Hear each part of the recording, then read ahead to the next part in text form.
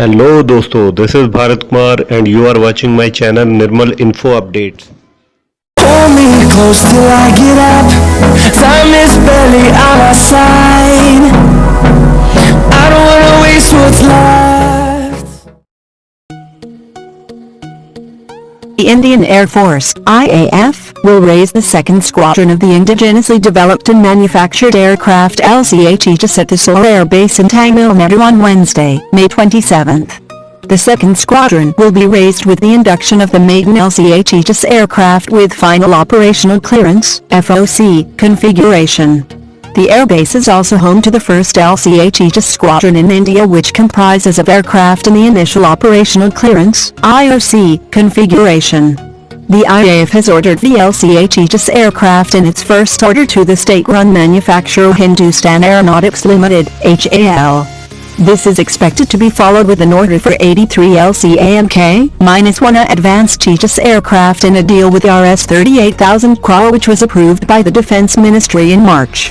The MK-1 would be the most advanced Tejas jet yet blessed with features like digital radar warning receivers, external self-protection jammer pods, active electronically scanned radar, advanced beyond visual range missiles and better maintainability.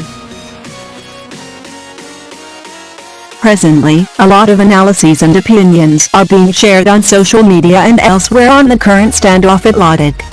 Since Indians are such good debaters, not a day passes without some expert or the other giving their views on this issue.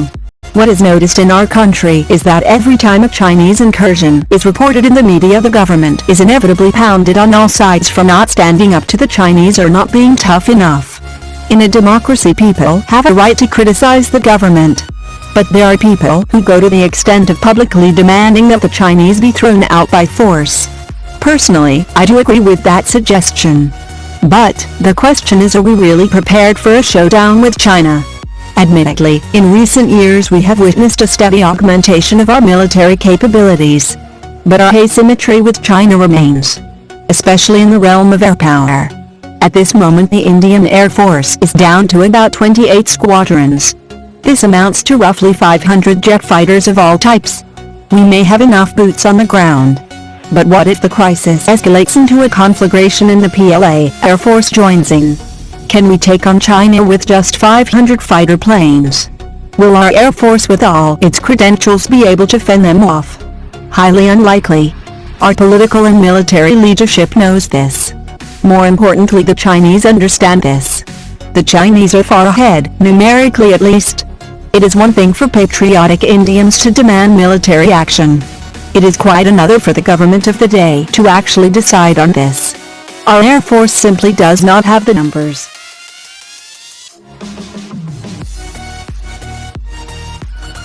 The Modi 2.0 government has been at the forefront in leaving no stone unturned to strengthen the nation's defense through its policy of equipping and arming the defense forces with the cutting-edge weapon systems and augmenting the military might of the nation.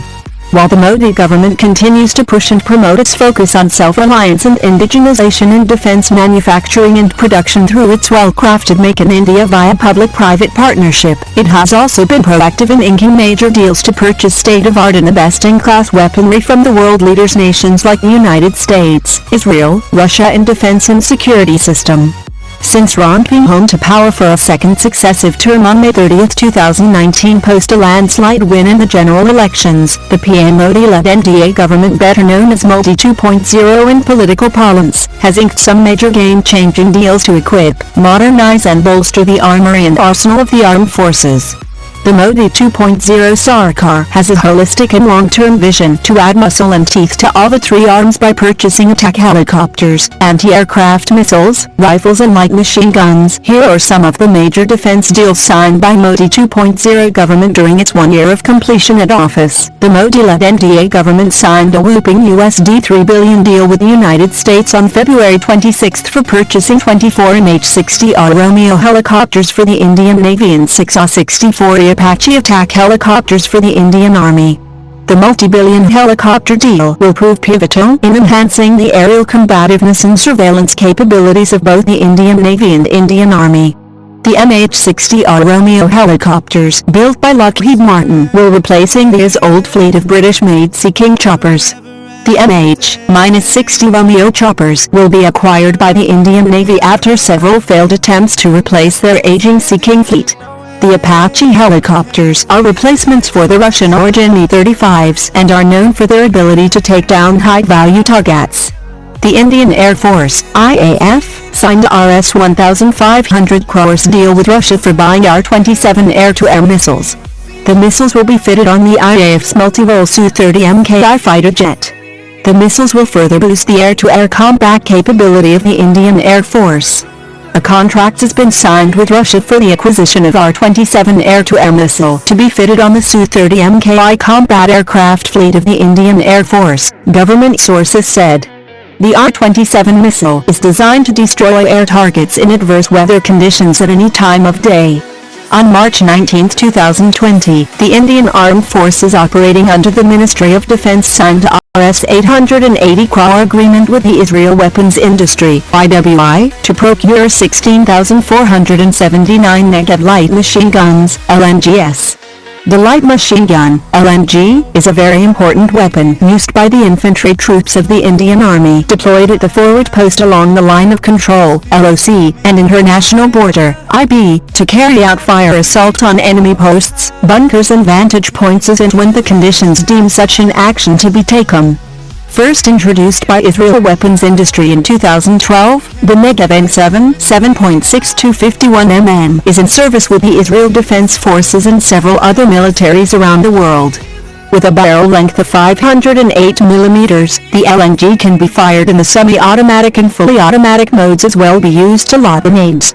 Just after 50 days of completing its second term in office post-winning the 2019 Lok Sabha elections with a thumping majority, the Modi government swung into action to fulfill its commitment on strengthening the defense forces by spending Rs 8,500 crores and procuring missiles such as the Spice-2000, Stromotaka HMs and a large number of spares under the emergency procurement route. After the barbaric attack carried out by Pak-backed terrorists on security forces in Kashmir's Pulwama, the Union government had vested emergency powers to the three services to buy whatever equipment is required by them for safeguarding the borders with Pakistan.